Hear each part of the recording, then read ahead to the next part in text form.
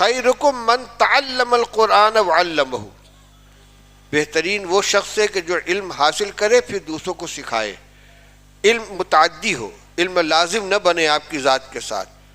اگر یہ سلسلہ ہمارے اساتذہ ہمارے اکابر جاری نہ رکھتے تو یکے بعد دیگرے یہ علم منتقل ہو کر ہم تک نہ آتا. رسول اللہ صلی اللہ علیہ وسلم حجۃ الوداع کے موقع پر فرمایا تھا الا فلیبلغ الشاہد الغائب منکم، جو لوگ موجود غیر موجود لوگوں تک اس علم کو پہنچائیں. پہلے تو آپ نے فرمایا الا هل بلغت، میں نے تم تک دین پہنچا دیا. صحابہ نے گواہی دی کہ ہاں ہم گواہی دیتے کہ آپ نے دین پہنچا دیا. تو اپنا فریضہ تبلیغ تو آپ نے ادا کر دیا اور اللہ کو گواہ بنا دیا. اللہم فشہد، اللہ تو گواہ رہا. پھر آپ نے صحابہ کو ذمہ داری دے دی، فرمایا فلیبلغ الشاہد الغائب، جس تک علم پہنچ چکا، دین پہنچ چکا، دوسروں تک پہنچائے. اب ان حضرات نے جن لوگوں کو دین سکھایا وہ بن گئے شاہد. اب ان کی ذمہ داری ہے کہ اپنے غائبین تک پہنچائیں. اسی طریقے سے ہر وہ جماعت، ہر وہ طبقہ جہاں تک دین پہنچا وہ پہلے کے مقابلے میں شاہد بن گئے.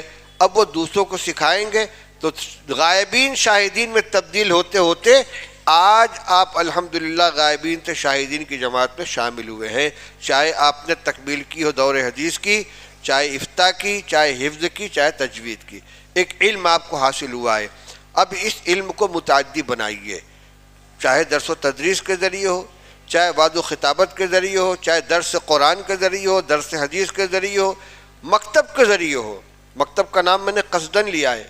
میں تو یہ کہتا ہوں اور میں تنہا نہیں کہتا، اس وقت ہمارے تمام ذمہ داروں، اساتذہ اور مشائخ کی کا یہ متفقہ فیصلہ ہے کہ آج کے زمانے میں سب سے زیادہ اہم مکاتب ہیں.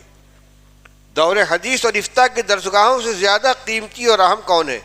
مکاتب ہیں. کیوں؟ اس لیے کہ ہمارے بچوں کے دل میں ایمان کا بیج ڈالنے والا مکتب ہے. اور اس وقت فتنے بہت زیادہ پھیل رہے ہیں. رسول اللہ صلی اللہ علیہ وسلم نے پیشین گوئی فرمائی تھی سَتَكُونُ فِتَنٌ كَقِطَعِ اللَّيْلِ الْمُظْلِمِ يُصْبِحُ الرَّجُلُ مُؤْمِنًا وَيُمْسِي كَافِرًا يُمْسِي مُؤْمِنًا وَيُصْبِحُ كَافِرًا. ایک فتنے آئیں گے رات، تاریک رات کے ٹکڑوں کی طرح، جس میں آدمی صبح کو مومن ہوگا شام کو کافر ہو جائے گا، شام کو مومن ہوگا صبح کو کافر ہو جائے گا. آج ہو رہا ہے. اب چھپانے کی کوئی چیز باقی نہیں رہ گئی ہے. ہزاروں کی تعداد میں ملک کے اندر ہماری بچیاں غیروں کے ساتھ بھاگ چکی ہیں، نکاح کر چکی ہیں، گھر سے بے گھر ہو چکی ہیں، ایمان کا سودا کر چکی ہیں. بہت بڑی تعداد نوجوانوں کی تشکیک کا شکار ہے. ایمان کے بارے میں ان کے دل و دماغ کے اندر شک موجود ہے. کچی پکی تحریریں پڑھتے ہیں، سنتے ہیں. نوجوانوں کے بہکنے کا بہت بڑا ذریعہ یہ سوشل میڈیا ہے. موبائل پر نہ جانے کن کن لوگوں کے بیانات آتے ہیں، نظریات آتے ہیں، یہ بیٹھ کر اس کو پڑھتے ہیں، سنتے ہیں، اور دین کا صحیح علم ان کے پاس ہے نہیں، اس سے ان کا دماغ خراب ہوتا ہے. اس لیے ایک تو یہ کہ مکاتب کے اوپر آپ اپنی محنت صرف کریں. جو نوجوان ہمارے مکتب پڑھا رہے ہیں وہ یہ نہ سوچے کہ ہم کوئی چھوٹا کام کر رہے ہیں، بہت بڑا کام کر رہے ہیں. ان بچوں کے دل میں ایمان کی چنگاری روشن کی جا رہی ہے، ایمان کا بیج ڈالا جا رہا ہے. اگر یہ پختہ ہو گیا تو انشاءاللہ پھر ان کے ایمان کو کوئی نقصان نہیں پہنچے گا. یہی طریقہ ہے. تعلیم اسلام پڑھاؤ گا آپ نے، پہلا سبق کیا ہے اس کا؟ سوال تم کون ہو، یعنی مذہب کے اعتبار سے تمہارا کیا نام ہے؟ جواب میں مسلمان ہوں. اسلام کیا سکھاتا ہے؟ سوال اسلام کیا سکھاتا ہے؟